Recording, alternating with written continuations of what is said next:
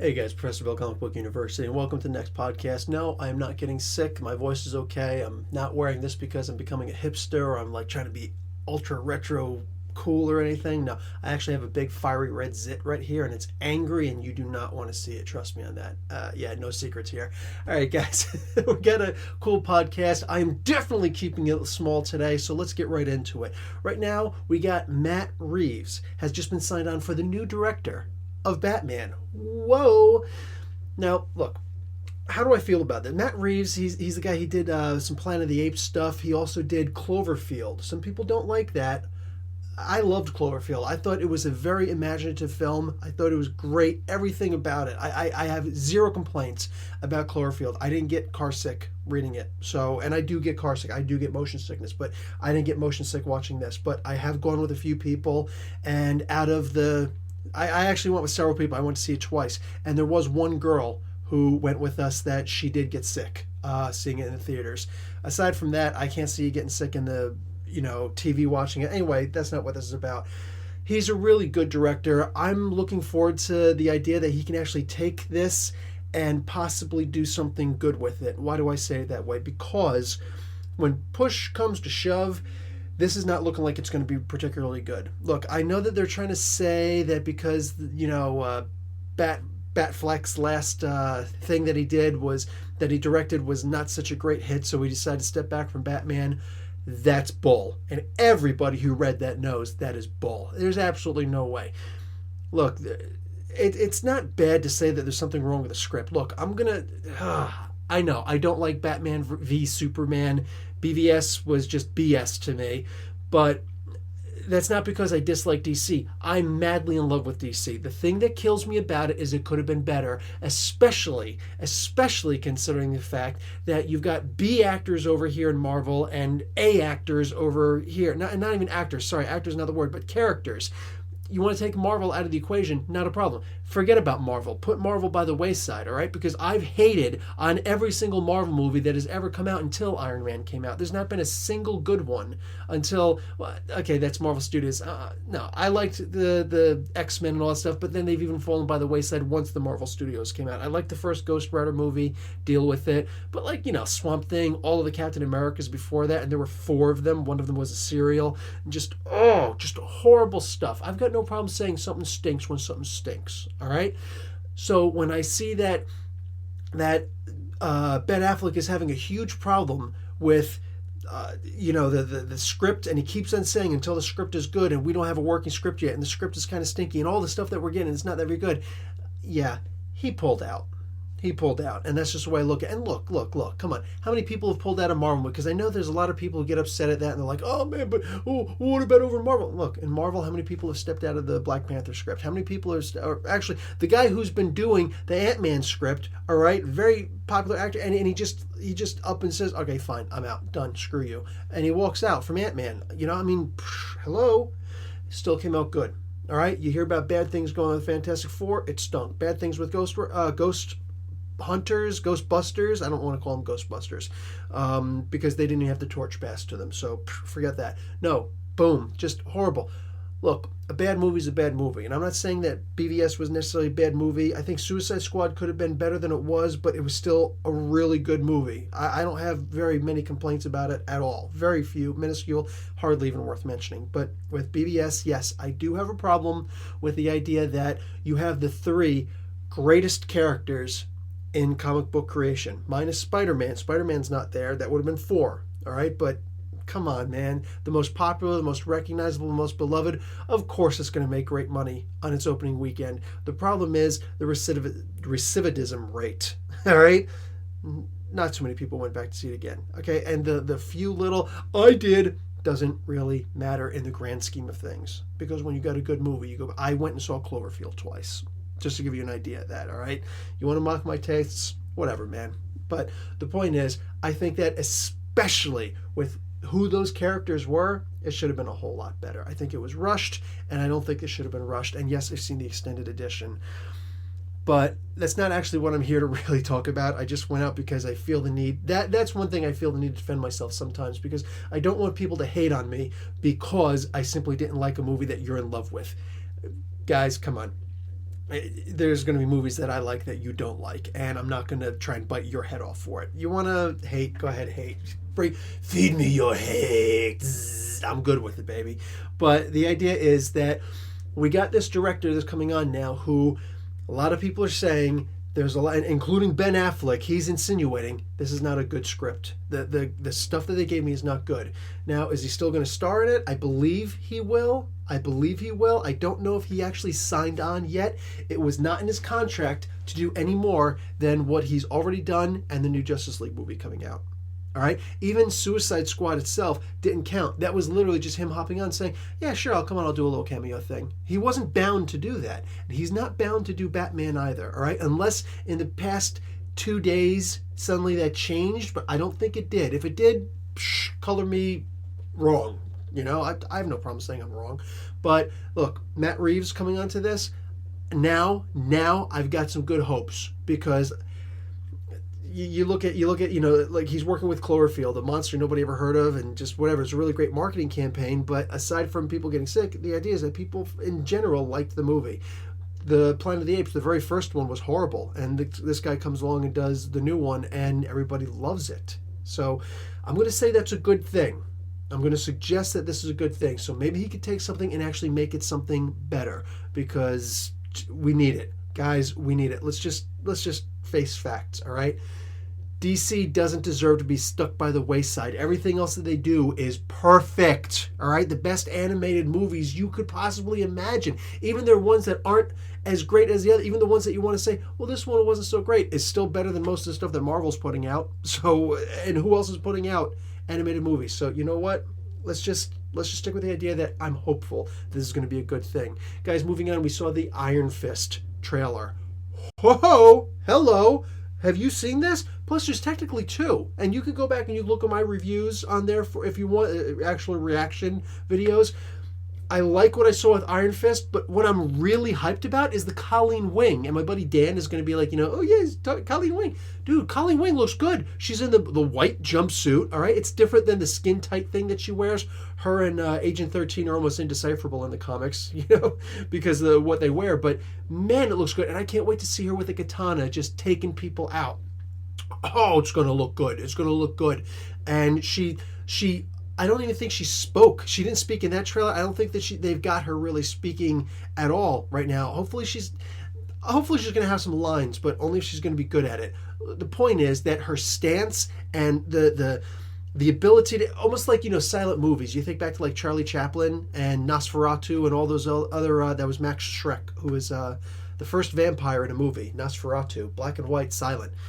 Like there was color silent movies. But the idea is the idea of being able to do body language and get something across is something that most people can't do, and it's really lost. It's hugely lost, you know. A lot of people, they're like, oh, we like stage actors. The idea of a stage actor coming up, because you've got to have a great, powerful voice, and you think of all the stage actors who have voices that, oh, they're just so amazing. The problem is that also, most people can't see that. Like the further back you go, you can't see them so well. So they're not so focused on body language and getting those across, only with their voice. So the idea is someone who can do body language in a movie, they're rarer and rarer. All right, so more rare. I used to teach English and I actually don't know which one I'm supposed to use. I'm going to use them both just in case, you know, a catch-all shotgun method. But she looks good in this. She looks like she knows what she's doing. She's got a great body language down. I can't wait to hear her actually open her mouth and say something to see if we've got, you know, both sides of this. But she looks like she's going to be a fantastic actress in this. And just, yes, more of that, please. So I'm really amped to see this. And yes, I will be doing a moment by moment. Just lost one of my light sources. And there it is. What do you call it? I will be working on doing a commentary on each individual episode of Iron Fist, just like I did for Luke Cage, because, oh yes, more of that, please. Guys, I also want to comment, my latest videos that I've been doing have been being used by using the new microphone that I got, the Blue Yeti. All right, I went out, spent a couple dollars, more like $168, I think it was, before taxes. That's Canadian money, so it's about $150 American. but there's a 13% tax here as opposed to the 7, but whatever. At least we get represented for our tax dollars. Oh, dig. Anyway, the idea is that I've got a new mic. I feel a lot better about my new mic that I'm using now. So yes, I've heard the difference. Before that, I didn't know the difference. Gonna throw out 2 plugs right here, right? Free of charge, whatever. It's not a whatever. Anyway, Lewis at the Geek Fortress. I actually did it 2 weeks ago, but today he put out the top 10 DC characters, good guys and bad guys together. That's all his choices, everything. He said, I want you to do 5, so I made a guest appearance on there. I did half of the characters. He did the other half. He told me which ones they were going to be. He says, just talk about them, whatever. So I chose what I was going to say, but he chose who the characters were. It's a good list. I liked it. I like the ones that I did anyway. But my sound was horrible. His sound was great. My sound is horrible. This was, he put it up today, but it was actually 2 weeks ago or so that I filmed my portions for it, at least a week and a half ago, maybe 2 weeks. And it was horrible. And I saw it today, and I'm just like, oh my God, this stinks. And just, what was it, yesterday, day before yesterday, here's the other plug, and Lewis is over in the Geek Fortress, guys. If you're not checking out the Geek Fortress on Facebook, 3 words, the Geek Fortress on Facebook, Facebook page, and also on YouTube, same thing, the Geek Fortress, 3 separate words, spaces, no underscores or hyphens or anything like that. Really good stuff, really good stuff. He is my fellow professor. We are partners in our desire to move forward and take over the internet. Him in all things geeky, me isolated on comic books. So, you know, it is what it is. And yes, as I grow, he's growing and vice versa. So pay him a visit. And if you're coming here from the Geek Fortress, hey, baby. So there's that. And then the other plug, these guys don't need a plug from me. They're gigantic. They're getting ready to go on 30,000 subscribers. I'm talking about Nerderkey. I don't get the chance with all the filming that I'm doing to actually look at a whole lot of YouTube, but I take the time to stop and look at Nerderkey. There are very few videos of them that I've missed.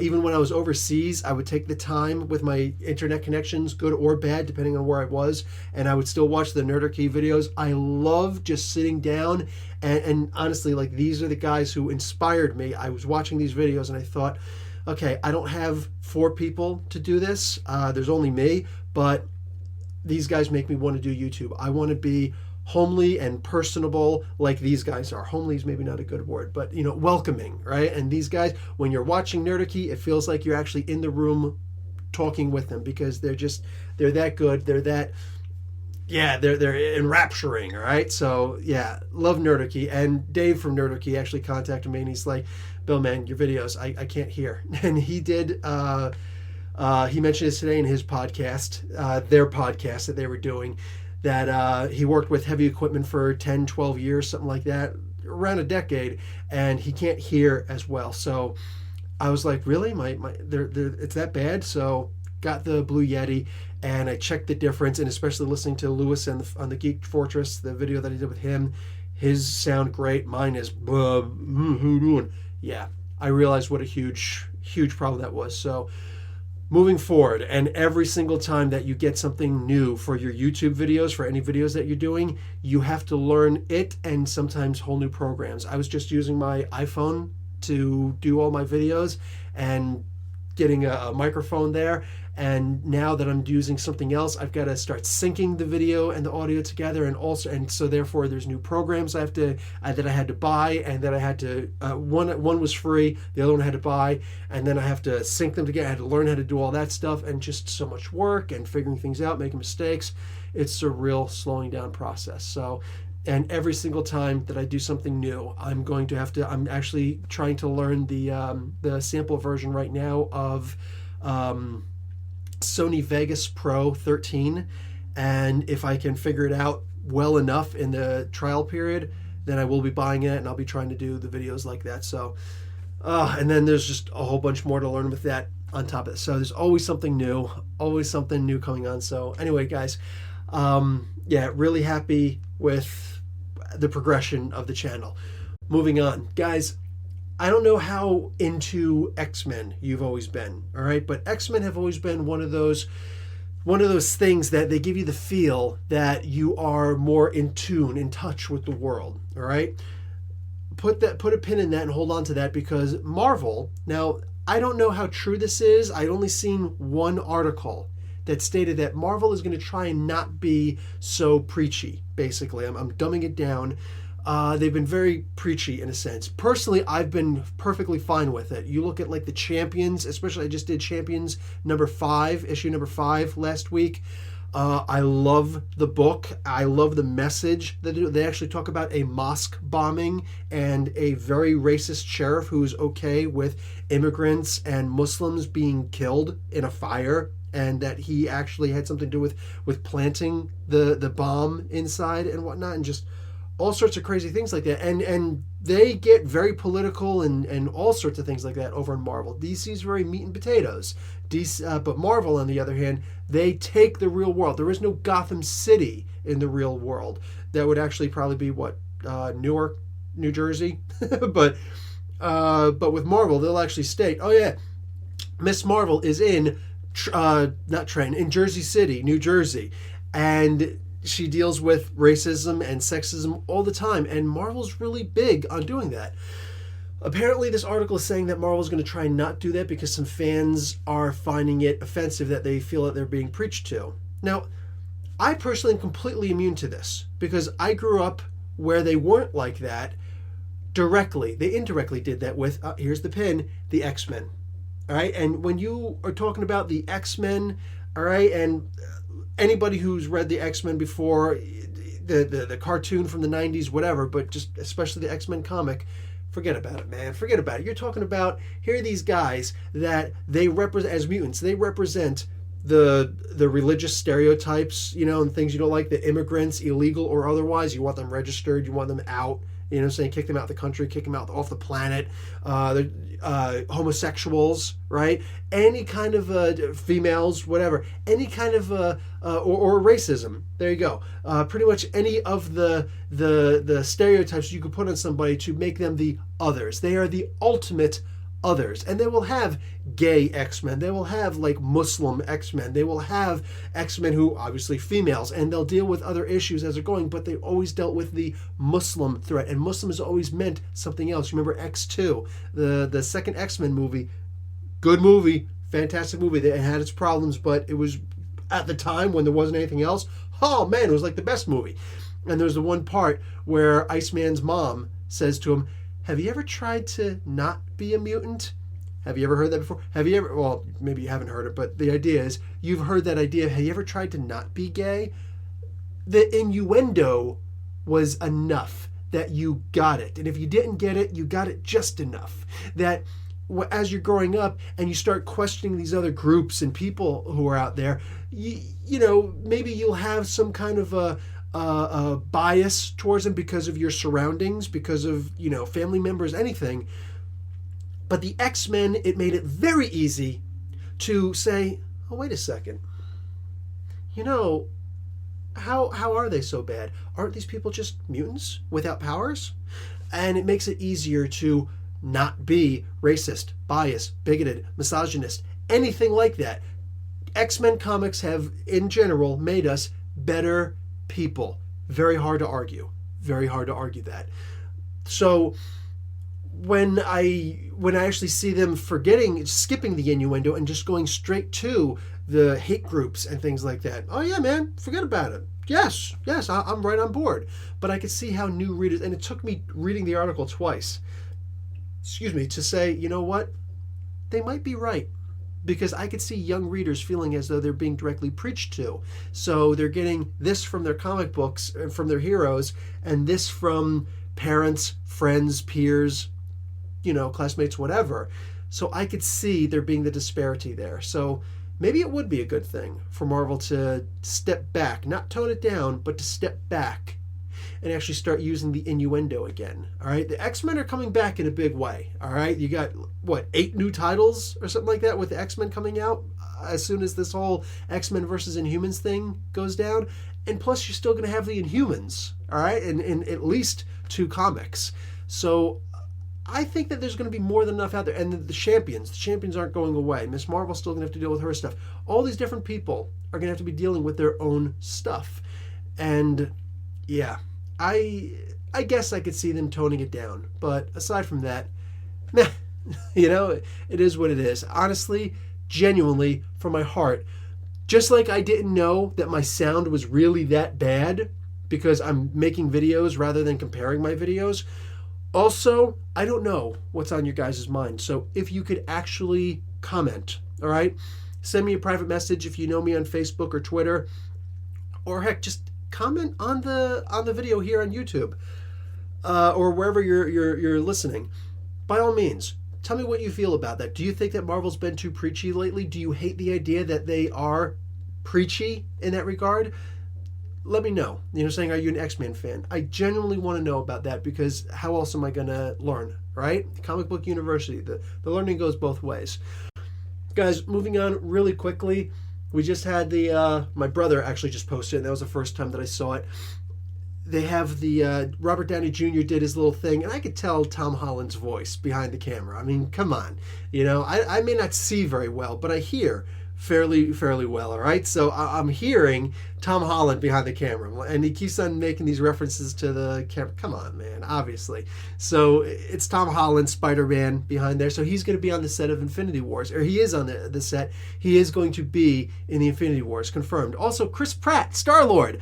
How many of so they could easily throw in Rocket and Groot, but are they going to get Dave Bautista to go in there and be Drax, and are they going to get Gamora to go in there?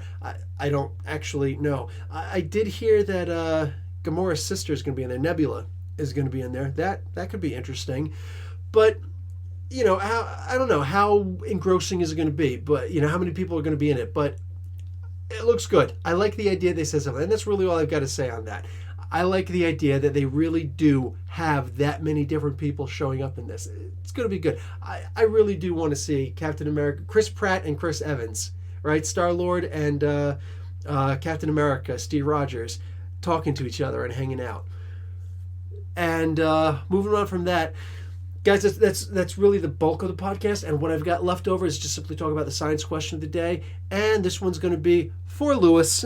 I know last time it was, but he didn't ask for this one. Rather, it involves Superman. So it's obviously for Lewis over the Geek Fortress. But what we have is, how does Superman do his hurricane breath? Actually, fairly easy and fun. All right, as complicated as you want it to be. Basically, if his super breath, his hurricane breath, how does he do that? The freezing breath. Basically, you can suck in a lot of air and push out a lot of air, and depending on how strong you are and your lung capacity, hey man, especially with some Zen meditating techniques, dude, absolutely, you can get a good breath inside of you to hold your breath for like 4 minutes, or get a lot of pressure, blow out a candle from further across the room than your average person can, whatever, or talk for a long time like me. But the idea is that there's only but so much air that you can hold inside of you, because lungs can only be so strong as humans. However, what if we were to talk about like a scuba tank or an air compressor, right? I got my little duster. I'm not going to show the name of it, but I got my little duster for when I clean out the inside of my desktop. And every so often you gotta dust it off and whatnot, but there's all that compressed air inside, and as it's coming out, it gets cold. It gets cold, right? The bottle gets cold, everything gets cold. So with compressed air, like a scuba tank, all right, if his lungs were strong, and it's Superman, right? And the Thing does it. The Thing, Ben Grimm, will actually do a hurricane breath, not nearly as strong as Superman's, but you figure Superman is tough inside and out, right? So while his lungs are much more elastic than his skin would be, they are still going to be bulletproof and bomb-proof, you know what I'm saying? Grenade-proof. So the idea that he has the strength to make his lungs flexible, he would still be able to hold a lot of energy inside. But the thing is, how do we breathe, all right? The way that human beings breathe, and I know he's a Kryptonian, all right? Pin in that. The way that human beings breathe is, and he breathes, I believe, similarly, is the idea that we expand our lungs. We're not sucking in air necessarily. We don't have that capability. All we're doing is we're expanding our lungs. And when you do that, you're creating a bit of a vacuum inside. So it's got to be filled. And what's it going to be filled with? Well, whatever's around you. So if you're inside the water and you expand your lungs, you're going to be taking in water, right? That's how the drowning process begins. But if you're in the atmosphere out here, when you expand your lungs, both of your lungs, you expand them, you suck in air. That's how we do it. There's only but so much that you can, I don't care how strong you are. Hey, if your lungs can take, 1 billion PSI of air, that's great. But how are you going to get it inside of you? All you're doing is expanding your lungs. If you take a scuba tank and you just open up the top, regular air is going to get inside. That's going to give you what? Literally, as big as a scuba tank can be, it's going to give you what? 5, 6 breaths? If you're lucky? If you're lucky. So they actually have some sort of a compressor that will fill that in. I mean, your tires on your car, you're sticking PSI, pounds per square inch of air inside of those tires. You have a compressor that's actually forcing the air in. We don't force air into our lungs. Superman, however, well, we don't necessarily know Kryptonian metabiology. we don't know how his biology works, but I can imagine, let's take one of the greatest, coolest creatures on the earth that's very much unlike, I mean, in this world where everything is based on evolution, even human beings were not very different from all these other creatures out there, right? We've got so many different ancestors. We can clearly see we've got so much in common with all these different things. We're not that unique, right? We're not that unique. We make tools. There are other people who use tools. Other people, other animals that use tools. All right. Opposable thumbs, yeah, all right. But one of the creatures out there that is very unique is the octopus. And I know the octopus, the squid, the cuttlefish, all right, there are a few different things like that, but they are very unique when push comes to shove. They're very unique in the way that they're designed. They've got so many different things that make them great predators and great at defense also, at getting away. One of the things that helps them with swimming, with getting away, is that they are actually, their body is built, amongst many things, to be a jet. Water jet. So they will actually suck in water and, around where their head is, and then close to their head, they'll actually have a little exit port where they can flex. Their bodies are almost all muscle. They're nerves and muscles. That's what their body is usually made of. There's no bone inside, right? There's like a stem inside that helps them a little bit, and it's not even that rigid, right? Because they could fit themselves inside of anything, almost any object. But they're extremely strong. They can lift about 4 times their own body weight. So imagine you lifting up a truck, right? Like, that's how strong they are proportionally. You talk about the proportional strength of a spider. How about the proportional strength of an octopus? They're extremely strong. And they suck in the water that's around them, and then they force it out in a jet. And depending on where they're facing that jet, they can move very fast, extremely fast. Well, what if Superman's lungs had at the very top, like right under his esophagus, something like that, where it could actually force in air, not just suck in air, right, by making a vacuum, by expanding his lungs, but actually sucked in air like a organic compressor. That would be cool. And plus, he wouldn't be able to get in that fast. He's got super speed. He's a speedster. He's not a Flash, Speed Force speedster, but he's a speedster. So maybe he's just like making him move really fast. I'm just trying to give the benefit of the doubt using a scientific explanation.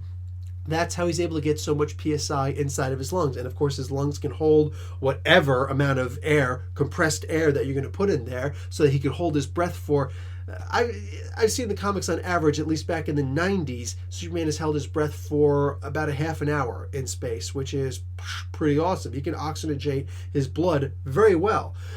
I don't know if they've changed that since then with all the... I haven't read... I stopped reading Superman during New 52, so I'm reading him again now because he's back, Rebirth, hey! But yeah, I didn't like the New 52 Superman. But anyway...